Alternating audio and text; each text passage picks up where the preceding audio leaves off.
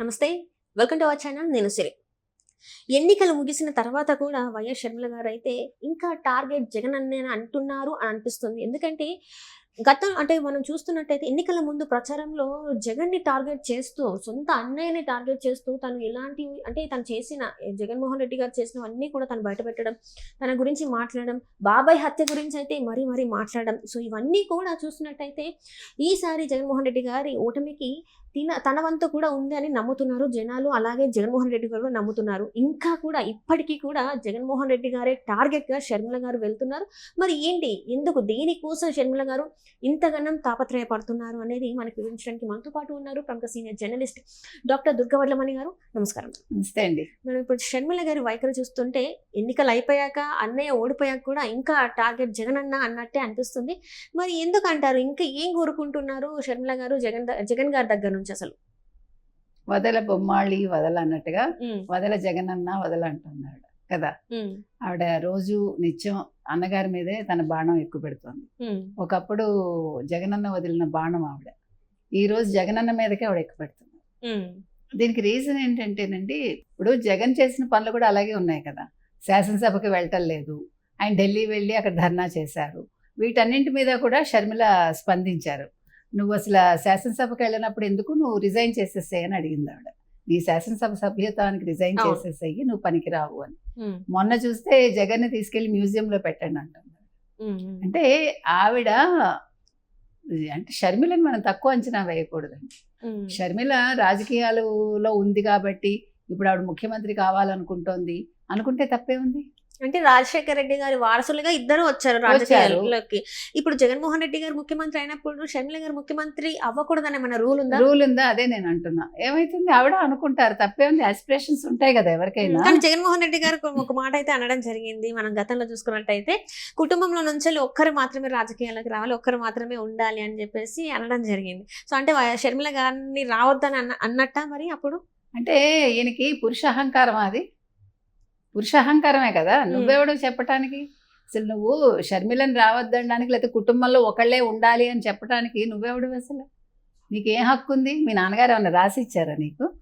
రాసిచ్చినా కూడా ఇది ప్రజాస్వామ్యంలో ప్రజలు కోరుకుంటే షర్మిలైనా వస్తుంది, భారతిరెడ్డి అయినా వస్తుంది రాజకీయాల్లోకి. ఏముంది, తప్పే ఉంది అందులో? అందరు ఉన్నారు ఇప్పుడు. అట్లా అంటే బొత్స సత్యనారాయణ ఫ్యామిలీ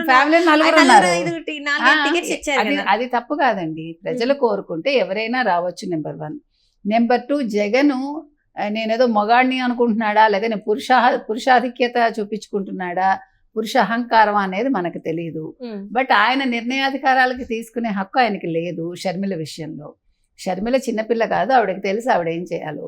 అంతకుముందు ఆవిడ కావాలని అనుకోలేదు. ఒకవేళ ఇప్పుడు ఆవిడ అనుకున్నా తప్పు లేదు ముఖ్యమంత్రి కావాలనుకుంటే. ఎందుకంటే 5 ఏళ్ళు జగన్మోహన్ రెడ్డి ఏం చేశాడో ప్రజలు చూశారు, షర్మిల చూశారు. కాబట్టి ఇప్పుడు నేను రాజశేఖర రెడ్డి వారసురాలని ఆవిడ అనుకుని ఆవిడ ముందుకెళ్తున్నారేమో, వెళ్ళనివ్వండి. ఇప్పుడు జగన్మోహన్ రెడ్డి దగ్గర ఉన్న వాళ్ళందరూ రాజశేఖర రెడ్డి దగ్గర ఉన్న వాళ్లే కదా, సగం మంది పైగా. సో వాళ్ళందరినీ ఆవిడ అట్రాక్ట్ చేస్తారు, చేయనివ్వండి. నువ్వు తట్టుకుని నిలబడు. జగన్మోహన్ రెడ్డి తట్టుకుని నిలబడాలి, చెల్లెల్ని తట్టుకుని ఆయన కూడా ఇవ్వాలి, ఆన్సర్ ఇవ్వగలగాలి. ఇప్పుడు ఒక ప్రశ్న వేసినప్పుడు దానికి సమాధానం ఇవ్వాలి కదా.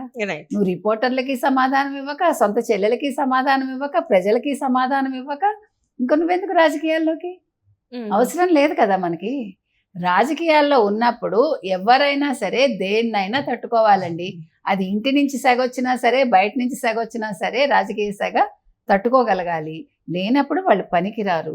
ఇప్పుడు జగన్మోహన్ రెడ్డి కంటే కూడా చుట్టూ ఉన్న వాళ్ళకి బాధ ఎక్కువైపోయింది షర్మిల మీద. షర్మిలని ఇప్పుడు ఇంకా మాటలు షర్మిలని అనిపిస్తున్నాడు ఆయన, అది తప్పు. ఎందుకు అట్లా అంటే, ఇప్పుడు ఏదైనా ఉంటే మాటలతో అయినా తను ఫైట్ చేయాలి. అంటే ఇది కాదు ఇది అని చెప్పేసి మాట్లాడాలి. అంతేగాని ఇంకా కూడా ఒక ఆడపిల్లని ఏవేవైతే అనొద్దో అవి ఆ రకంగా మాట్లాడుకుంటూ రావడం ఎంతవరకు అది సంస్కారం అంటారు? అసలు సంస్కారం ఉంటే ఇన్ని జరగవు కదండి. సంస్కారం ఉంటే 5 ఏళ్ళు శాసనసభ అలా జరగదు. జగన్మోహన్ రెడ్డికి సంస్కారం ఉంటే 5 ఏళ్ళు శాసనసభ ఆ రకంగా జరిగి ఉండదు. చంద్రబాబు నాయుడు గారు ఇబ్బంది పడి ఉండరు, పవన్ కళ్యాణ్ గారు ఇబ్బంది పడి ఉండరు, లోకేష్ పడి ఉండరు. వాళ్ళకి అది లేకపోవటం వల్ల దానికి వాళ్ళు ఇవాళ అనుభవిస్తున్నారు. దాని ఫలితం ఇది. వాళ్ళకి అది చేత కాదు కాబట్టే ప్రజలు కాదు నాయన ఇలా కాదు నువ్వు ఉండాల్సిందని వాళ్ళు చూపించారు. చూపించాక కూడా ఇంకా చెల్లెల మీద ఆయన పగబట్టి ఇంకా చెల్లెలు ఏం మాట్లాడినా తప్పు తీసుకుని. ఇవాళ ఆవిడ కాంగ్రెస్లో ఉందండి, ఆవిడ ప్రతిపక్షంలో ఉంది, ఇతను కూడా ప్రతిపక్షమే. ఆ రోజు అధికార పక్షంలో ఉన్నప్పుడు నిలదీసింది ఆవిడ, ఇవాళ ప్రతిపక్షంలో ఉన్నా నిలదీస్తుంది. అక్కడ అన్నగారుగా కాదు, ఒక రాజకీయ నాయకుడిగా, ఒక వైసీపీ నేతగా అడుగుతుంది ఆవిడ. ఒక ఎమ్మెల్యే నువ్వు, ఒక మాజీ ముఖ్యమంత్రి నువ్వెందుకు అసెంబ్లీకి వెళ్ళవు అడిగింది. తప్పే ఉంది, వెళ్ళాలి కదా. ఇప్పుడు ఏమున్నా అసెంబ్లీలో తేల్చుకోవాలండి. ఇంట్లో కూర్చుని నేను కథలు చెప్తాను, ప్యాలెస్లో కూర్చుని నేను ప్రెస్ మీట్లు పెడతానంటే కాదు. నువ్వు దమ్మున మగాడు అయితే, నువ్వు దమ్మున రాజకీయ నాయకుడు అయితే శాసనసభకు వచ్చి మాట్లాడు, అడిగిన దానికి నువ్వు బదులివు. నువ్వు తప్పు చేయకపోతే చేయలేదని నిరూపించుకో, ఒప్పు చేస్తే ఒప్పని నిరూపించుకో. ఏదైనా నీ చేతుల్లో ఉంది. అంతేగాని నేను ఎదుర్కోలేను, నన్ను 10 మంది ప్రశ్నిస్తే నాకు భయం అంటే నువ్వు రాజకీయాల నుంచే తప్పు కాదే షర్మిల చెప్తున్నారు. ఇవాళ షర్మిల చేసే దాంట్లో ఎటువంటి తప్పు లేదండి. ఆవిడ ఇవాళ కాంగ్రెస్ పార్టీ అధ్యక్షురాలుగా ఉన్నారు ఆంధ్రప్రదేశ్లో. నెక్స్ట్ 2029కి ఆవిడ ముఖ్యమంత్రి అవ్వాలని అనుకుంటున్నారేమో. అనుకున్నా తప్పులేదు, అవుతారా అవరా అనేది ప్రజలు నిర్ణయిస్తారు. వాళ్ళు నెక్స్ట్ తెలుగుదేశం కూటమే కావాలా, లేదు కాంగ్రెస్ కావాలా, లేదు వైసీపీ కావాలా అనేది ఇవాళ మనమేమి దాన్ని మనం ఊహాగానాలు చేయలేం. కాకపోతే ఎవరి ప్రయత్నాలు వాళ్ళు చేసుకుంటారు. ఒకవేళ షర్మిల నిజంగా బలమైన క్యాండిడేట్ అయితే షర్మిలను కూడా తెలుగుదేశం కూటమి ఎదుర్కొంటుంది, తప్పులేదు అందులో.